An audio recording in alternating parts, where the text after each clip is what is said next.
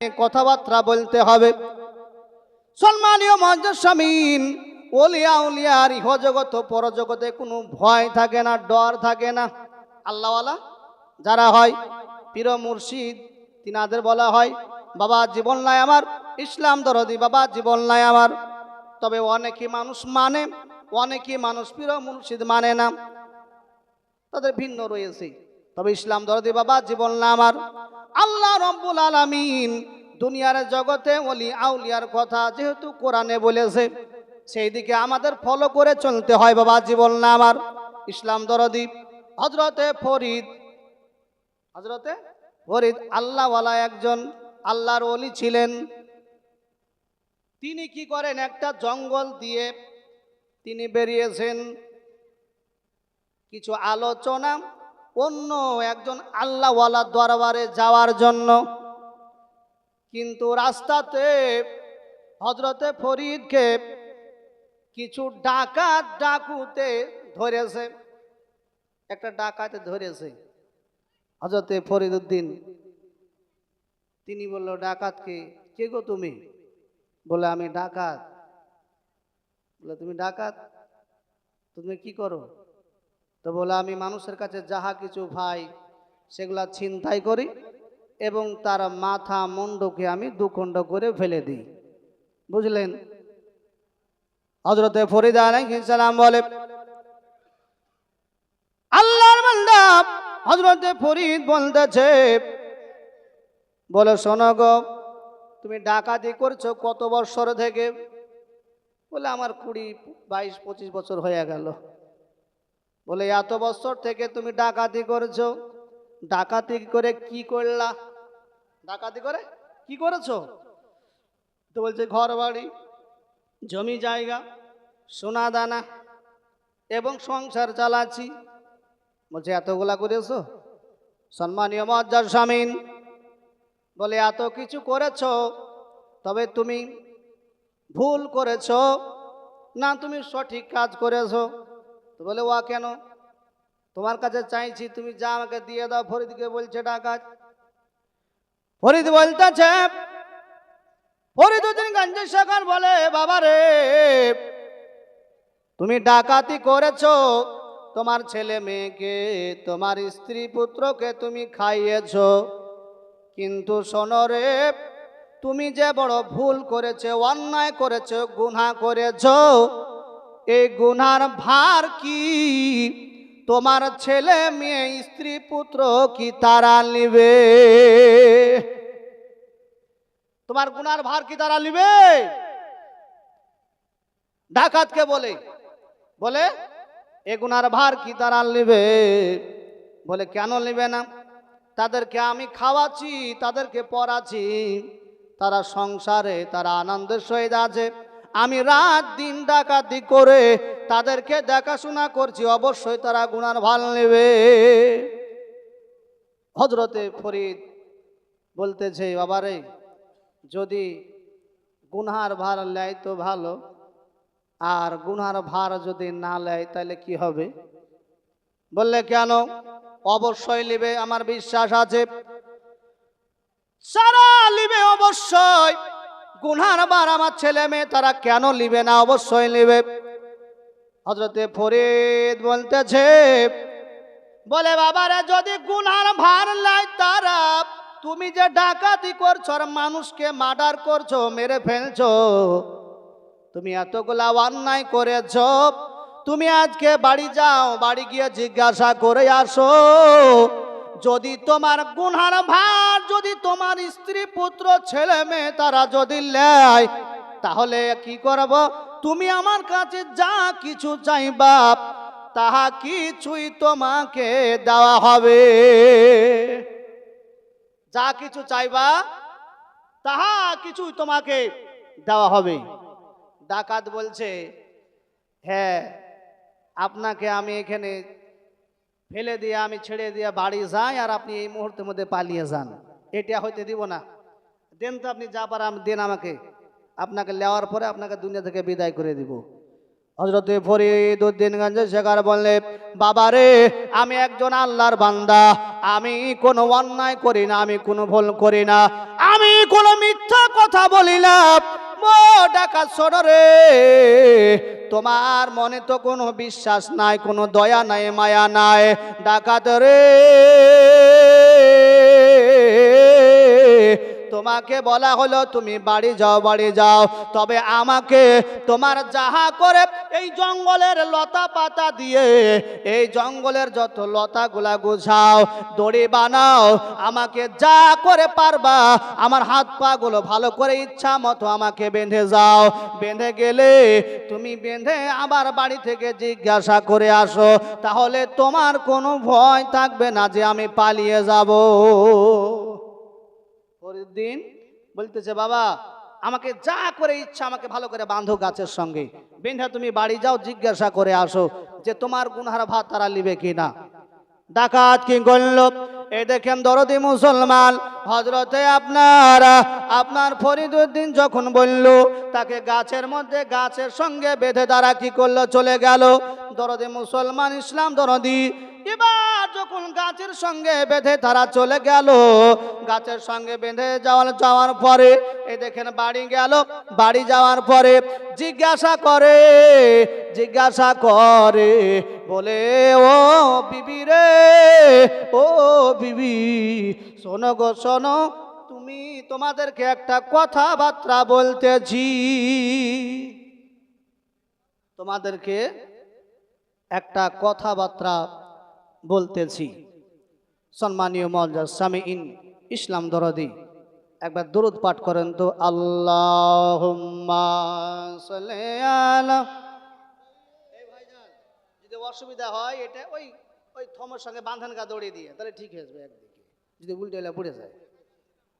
যাই হোক, না ওদের কত বেঁধে দিবেন তাহলে আর লড়বে না, ওপরটা নিচটা বেঁধে দিবে। সাল্লাল্লাহু তাআলা আলাইহি ওয়াসাল্লাম, ইসলাম দরদি। যাই হোক,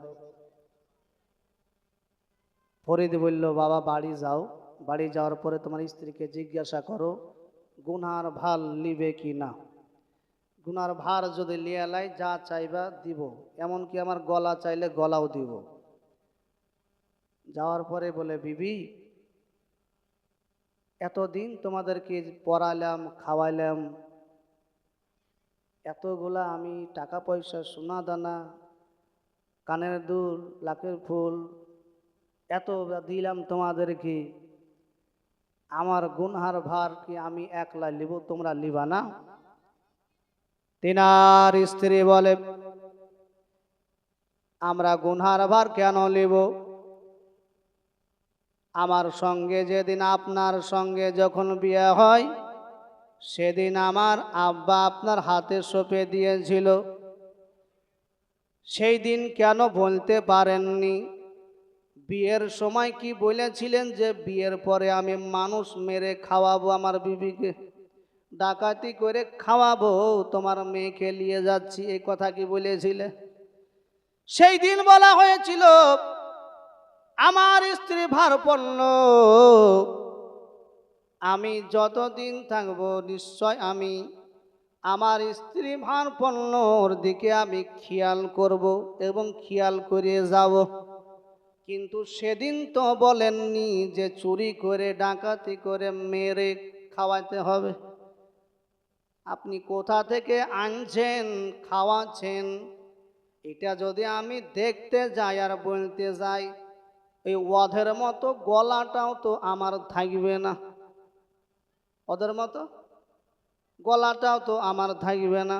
আপনি অন্যায় করছেন, ভুল করছেন, আমরা এই অন্যায়ের গুনহার ভার আমরা নিতে পারবো না, আমরা গুনহার ভার আমরা নিতে পারবো না।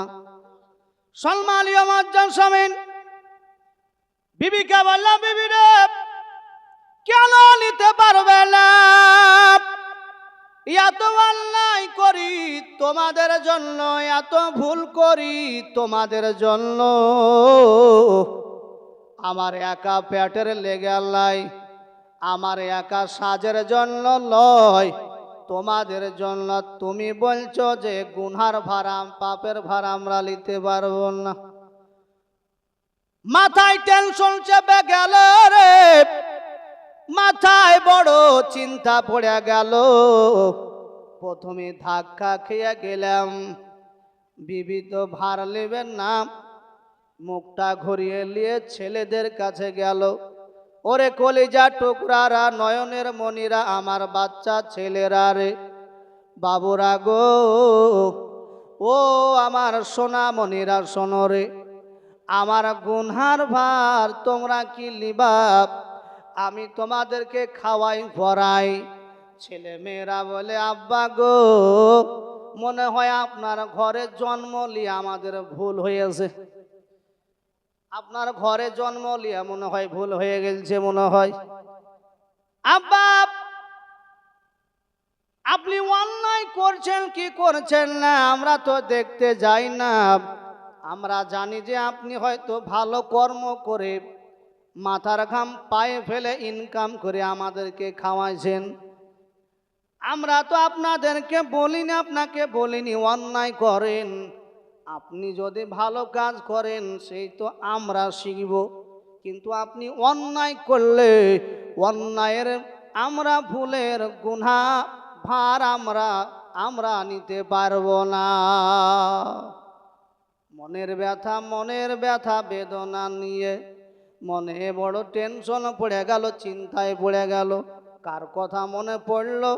ওই আল্লাহওয়ালার কথা মনে পড়লো। হায় রে হায়, ওই যে আল্লাহর একজন বান্দা যা বলেছে সেটাই তো সত্যি হয়ে গেল। কারণ আমি ওকে বলেছি যে আমার যদি বিবি সন্তান যদি গুনহার ভার না নেয়, আপনি যা বলবেন তাই শুনব। বিবিকে এসে বলে, তার স্ত্রীকে এসে বলে, বিবি রে, ও বিবি, এই যে ঘর বাড়ি থাকলো আর সব কিছু রেখে আমি চললাম। বিবিরে শোনো রে, যতদিন আমি মানুষের মতো মানুষ না হতে পারবো ততদিন পর্যন্ত আমি বাড়ি আসবো না। জোরে সুবহানাল্লাহ। আরে মানুষের মতো মানুষ কথা বলেছে একজন, দেরি করা যাবে না, ওকে গাছের লতা পাতা দিয়ে বেঁধে এসেছি। বিবিরে আমি চললাম, ওই মানুষটার মতো মানুষ যেদিন হতে পারবো সেদিন তোমাদের সঙ্গে আমার দেখা হবে। এই বলে বাড়ি থেকে চলে আসিল। ওই ফরিদউদ্দিনগঞ্জের শাখারের কাছে আসিল, বলে বাবা গো, আমার বড় ভুল হয়ে গেছে, অন্যায় হয়ে গেছে। তাড়াতাড়ি গাছের লতা পাতা খুলে দিয়ে এই দেখেন কি করলো, আপনার খুলে দিয়ে আপনার এই দেখেন মাপ চাইল। বলে হুজুর গো, আমি যে অন্যায় করেছি, ভুল করেছি, এই অন্যায়ের ক্ষমা, অন্যায়ের ভুলের ক্ষমা কি করে পারবো, ওই লাইনটা আমাকে একটু দেখিয়ে দেন, বলে দেন। হযরতে ফরিদউদ্দিন বলতেছে, বাবারে, তুমি যে ভুল বুঝতে পেরেছো এটাই সব চাইতে উত্তম জিনিস, ভালো জিনিস। সুবহানাল্লাহ। এ মানুষ গো, তুমি যে ভুল বুঝতে পেরেছো সব চাইতে ভালো জিনিস। তবে শোনো গো, আল্লাহ নিশ্চয় মাফ করবে। তুমি গোসল করে নাও, পাক পবিত্রতা অর্জন করো, ওযু করে নাও। আমাকে যে গাছের সঙ্গে বেঁধেছো, এই গাছের পাতাও নাই, ফুলও নাই, ফলও নাই, শুকনা গাছ, মরা গাছ। এই গাছের সঙ্গে বেঁধে আমাকে গেলছো। এই গাছের নিচে তুমি জিকির আজকারে ধ্যানে বসে যাও, আর এই গাছের নিচে থাকো গো। যতদিন এই গাছের পাতা, ফুল, ফল যতদিন না হবে ততদিন তুমি এই গাছের নিচেই থাকো। যেদিন ফুল ফল পাতা হয়ে যাবে সেদিন ভাববা তোমার গুনাহ আল্লাহ মাফ করে দিয়েছে। সুবহানাল্লাহ।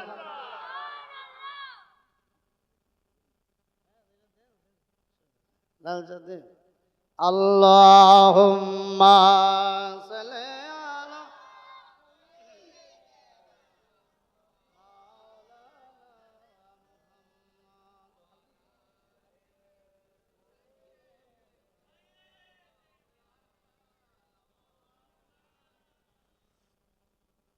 সাল্লি আলা মুহাম্মাদিন। এই দরুদ পড়েন না আপনারা? কি দরুদ পড়েন? আর পড়ছিলেন যে আমি শুনতে পাচ্ছিলাম মাইকে, আল্লাহুম্মা সাল্লি আলা সাইয়্যিদিনা মাওলানা মুহাম্মদ। কেন পড়েন তো? আরে দরুদ ইব্রাহিমই পড়েন, অসুবিধা নাই, তাও পড়তে পারেন। আল্লাহুম্মা সাল্লি আলা মুহাম্মাদিউ ওয়ালা আলি মুহাম্মাদিন কামা সাল্লাইতা আলা ইব্রাহিমা ইন্নাকা হামিদুম মাজিদ। আল্লাহুম্মা বারিক আলা মুহাম্মাদি ওয়ালা আলি মুহাম্মাদিন কামা বারাকতা আলা ইব্রাহিমা ওয়ালা আলি ইব্রাহিমা ইন্নাকা হামিদুম মাজিদ। সব দরুদই ভালো, সব দরুদই আলহামদুলিল্লাহ। সাল্লাল্লাহু আলাইহি সাল্লাম খুব হালকার উপরে এটাও দরুদ। বাবা জীবন না আমার, ইসলাম দরদি। যাই হোক, বাবা জীবন না আমার। এই দেখেন বলতেছিলাম যে ডাকাতকে বলল যে কি করো, ওই গাছের নিচে থাকো, যতদিন পর্যন্ত ফুল ফল যতদিন না হচ্ছে ততদিন পর্যন্ত এইখানেই থাকো। সম্মানীয় মজ্জাজ শামীম ওখান থেকে ফরিদউদ্দিন তিনি চললেন, বিদায় নিলেন। দরদি মুসলমান এরপরে ওই গাছের নিচে আসে, আরাম করতেছে আর আল্লাহ আল্লাহ আল্লাহ জিকির আজকার করতেছে। সম্মানীয় মজ্জাজ শামীম কত বৎসর পর ঘুরে আসলেন ফরিদউদ্দিন। এই দেখেন তিনি ঘুরে আসলেন, কিতাবের মধ্যে বলা হয়েছে 12 বৎসর পর। কত বৎসর পর? 12 বৎসর পর তিনি ঘুরে আসলেন। দেখতে পায় যে ওই গাছের নিচে তিনি আল্লাহ আল্লাহর ধ্যানে জিকিরে মগ্ন রয়েছেন, সুবহানাল্লাহ। কিন্তু গাছের দিকে তাকিয়ে দেখে গাছ চেঞ্জ হয়ে গেছে। ফরিদউদ্দিন তিনি ডাক দেয়, নিজাম, ও বাবু নিজাম, মাথাটা তুলো। বলে হুজুর না, আমি মাথা তুলব না। না বাবা মাথা তুলো। তো বলে না মাথা হুজুর আমি তুলব না। বলে কেন? বলে হুজুর যদি আল্লাহ রব্বুল আলামিন যদি আমার গুনাহ যদি মাফি না করে আর মাথা তুলে যদি আমি দেখি, তাহলে হয়তো আমি নিরাশ হয়ে যাব আল্লাহর কাছে। আমি গুনাহ হয়তো মাফ হয়তো আমি পাবো না হয়তো, তাই কি করি মাথা আমি তুলি না। বলে নিশ্চয় আল্লাহ তাআলা গুনাহ তোমার মাফ করেছে, তবে তোমার এইটু ঘটনা কিছু বলবা যে আমি চলে যাওয়ার পরে তোমার কোনো কি ঘটনা ঘটেছিল? তুমি কি কোনো আরো কোনো ভালো কাজ করেছো? আল্লাহর বান্দা নিজামুদ্দিন আউলিয়া বখতিয়ার কাকি রহমাতুল্লাহ আলাই বলে হুজুর গো, আপনি বিদায় নেওয়ার পরে আমি দেখলাম এই এলাকার একটা ছেলে এবং একটা মেয়ের সঙ্গে বিবাহর কথা ছিল, কিন্তু মেয়ে পক্ষর গার্জেন মেয়ে রাজি ছিল না। কারণ ছেলেটা বদ ছিল, ছেলেটা অন্যায়কারী ছিল, তাই মেয়েটা বিয়ে করতে রাজি ছিল না। হুজুর গো, কিন্তু ছেলে পক্ষর ওই ছেলেটা জোর করে মেয়েটাকে বিয়ে করবেই বলতে আছে। কিন্তু যদি মেয়েটা বিয়ে না করে, মেয়েটাকে অন্যায় কাজে লিপ্ত হবে, ছেলেটা জোর করতে আছে। কিন্তু দরদি গো, ওই ছেলেটার জন্য মেয়েটা একদিন ঘরে আল্লাহ দরবারে আরজি জানায়, আল্লাহ গো, যদি আমার বাপ মা যদি আমার মান সম্মান যদি রক্ষা না করতে পারে, এলাকাবাসী যদি আমার ইজ্জত যদি যদি তারা রক্ষা করতে না পারে গো আল্লাহ, আল্লাহর কাছে দোয়া চাই, আল্লাহ গো আমাকে দুনিয়া থেকে আপনি তুলে নিয়ে। আল্লাহর হুকুমে দরদি মুসলমান ইসলাম দরদি তিনি জগৎ থেকে মেয়েটা বিদায় হয়েছিল। তবে জান দিয়ালাই, জান দেওয়া সব চাইতে মহাপাপ। জান দেওয়া বিষ খাওয়া সব চাইতে এ আল্লাহ মাফ করবে না, মনে রাখবেন।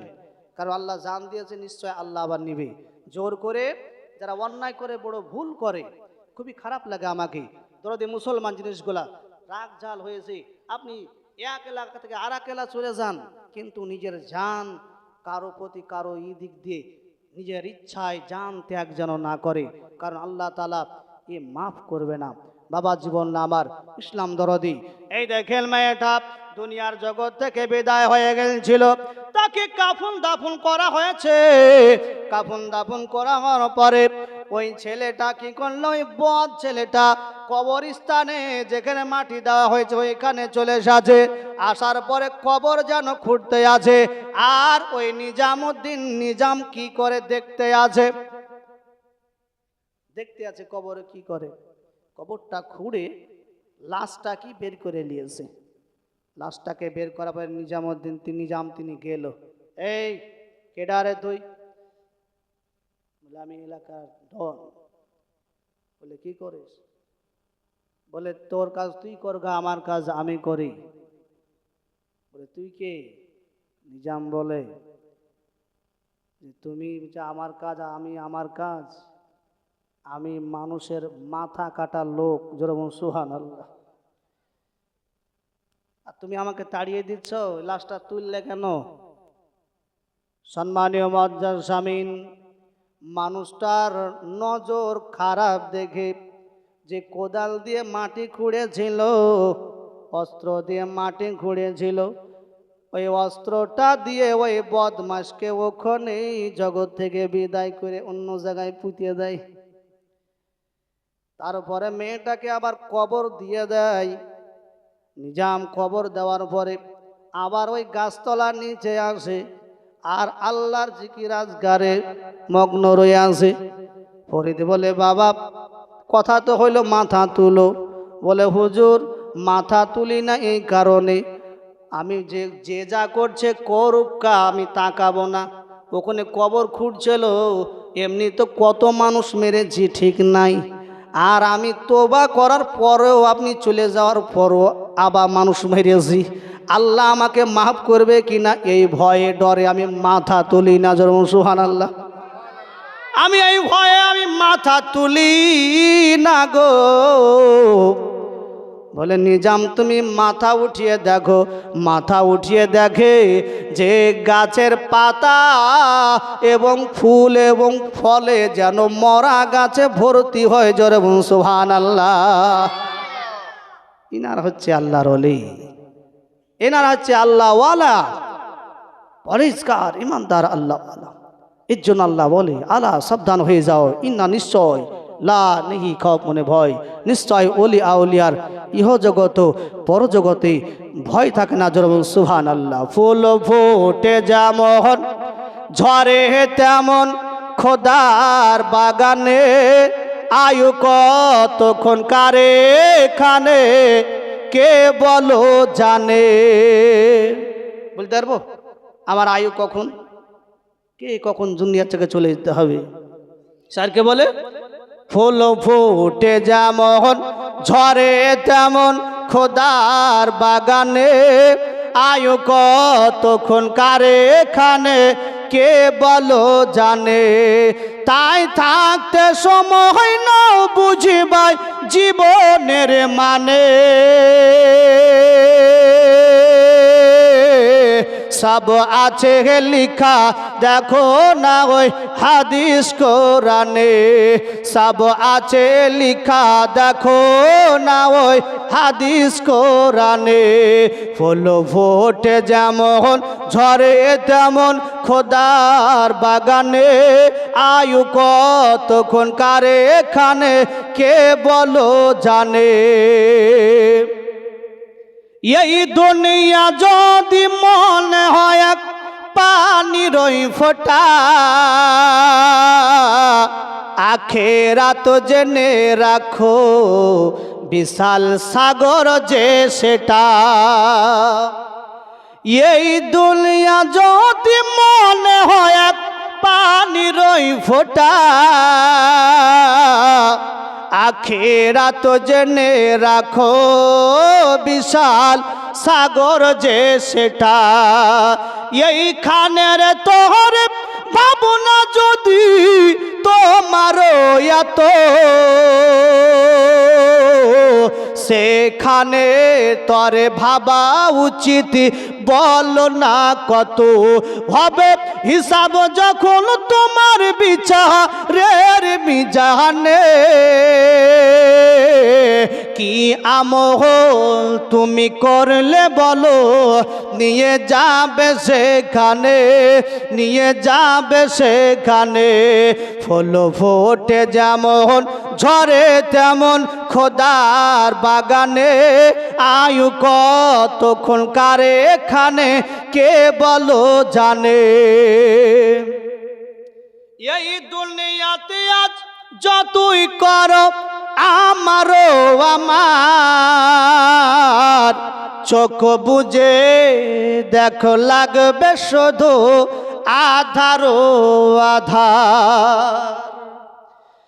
এই দুনিয়াতে আজ যতই করো আমারও আমার, চোখ বুঝে দেখো লাগবে শুধু আধারও আধার। ওগো যাদের প্রেমেতে তুমি আজ হলে দিওয়ানা, ওরা জেনে নাও কেউ কবরের সাথী হবে না। নিবে না সেদিন তোমায় হাসর ময়দানে। কি আমল তুমি করলে বলো, নিয়ে যাবে সেখানে, নিয়ে যাবে সেখানে। ফুল ফোটে যেমন ঝরে তেমন খোদার বাগানে, আয়ু কতক্ষণ কারে এখানে কে বলো জানে, কে বলো জানে। খুতবাতে নাইমি কিতাবের একটা ঘটনা বলে, সম্মানীয় মুআজ্জাজ সামিন, একজন আপনার এক নয় দুই নয় 99টা অন্যায় কাজ করেছে। একজন চাচাকে গিয়ে বলে, চাচা গো আমার অন্যায় হয়ে গেছে, আল্লাহ কি মাফ করবে? ওই এরাবি যখন জিজ্ঞাসা করে একজন নামাজি মানুষকে, কিন্তু চাচা ছিল সহজ সরল মানুষ, বলে তোমার অন্যায় তুমি আল্লাহ তাআলা মাফ করবে না, কারণ আমার এলাকার মানুষের তুমি এত এত অন্যায় করেছো, আল্লাহ তাআলা তোমায় মাফ করবে না গো, মাফ করবে না। ওই মানুষটা কি করলো, বলে 100টা পূর্ণ হতে হাফ সেঞ্চুরি আছে, আর একটা হয়ে গেলে ফুল সেঞ্চুরি একবারে। সম্মানীয় মুআজ্জাজ সামিন বলে, চাচা তুমি নামাজি হলেও তোমাকে ছাড়বো না, 100টা পূর্ণ করবো। সাথেই ছিল একটু নিশা জাতীয় লোক ছিল, আর খুবই খুবই অন্যায়কারী ছিল। বাবাজি বল না আমার ইসলাম দরদি মানুষটার কি করলো, একটা নামাজি মানুষকে কি দুনিয়া থেকে বিদায় করে দিল। 100টা যেন ফুল সেঞ্চুরি কমপ্লিট। মানুষটা কিছুদিন যাওয়ার পরে আবার ভয় আসলো, হাই রে হাই, একদিন আমাকে মরতে হবে, দুনিয়া থেকে বিদায় হতে হবে, একদিন কবরে তো কাফন করে যেতে হবে, কিন্তু কি করব, আল্লাহ তাআলা মাফ করবে কি করবে না, বড় ভয় আসলো। মানুষ এখন বুঝছে না, রক্তের গরমে মসজিদ দিকে তাকিয়ে দেখেন, শুধু জুম্মার দিনে ভরপুর হয়, আমরা বাদ বাকি মসজিদ এক কাতারও টানাটানি হয়ে যায়। অনুরোধ করব, নামাজমুখী হন, নামাজমুখী হন। সালাত সালাত, নামাজের কোনো মাফ নাই, নামাজের হিসাব নিবে। কেমন করে ঘুমাও তুমি, কেমন করে ঘুমাও তুমি, ফজর করে কাজা, এমন তো হতে পারে জোহরে জানাজা তোমার, জোহরে জানাজা। ঠিক কি ঠিক না? কখন মানুষের মরণ হবে তার কোনো গ্যারেন্টি নাই। ইসলাম দরদি বক্তব্যটা, এই আলোচনাটা শুনে আমি গজলটা ইনশাআল্লাহ শোনার চেষ্টা করব, আমি আলোচনাটা শুনিয়ে যাই। সম্মানীয় মুআজ্জাজ সামিন, এই দেখেন মানুষটার মনে ভয় আসলো, ডর আসলো, একদিন আমাকে মরতে হবে, বয়স হয়ে গেছে, আর আমাকে আর মাস্তানিগিরি করলে হবে না, অন্যায় করলে হবে না। আল্লাহর কাছে আমাকে তওবা করতে হবে। কোনো ভালো মানুষ পাওয়ার পরে তার কাছে ভালো কথাবার্তা শুনে তওবা তিল্লা করে আল্লাহর ইবাদত করতে হবে। ভুল বুঝতে পেরেছে সম্মানীয় মাদ্রাসামিন, আল্লাহ রাব্বুল আলামিন কিয়ামতের আগা দিন পর্যন্ত তওবার দরজা খালি রেখেছেন। সুবহানাল্লাহ। তওবার দরজা খোলা রেখেছে। তওবা করো বান্দা, আমার দিকে ফিরে আসো। কেউ মায়ের পেট থেকে মারা যায়, কেউ 20 বছরে, কেউ 10 বছরে, কেউ 50 বছরে, কেউ 100 বছরে মানুষ মারা যায়। মানুষ এত খারাপ কাজ করছে, অন্যায় করছে, তাও এত বয়স পাচ্ছে। অনেকে নামাজি মুত্তাকি মানুষ তাড়াতাড়িও মরে যাচ্ছে, কেউ আগে কেউ পরে। মানুষ মরণের কোনো আপনার গ্যারেন্টি নাই। বাবা জীবন না আমার, আসার একটা লাইন আছে কিন্তু যাওয়ার কোনো লাইন নাই।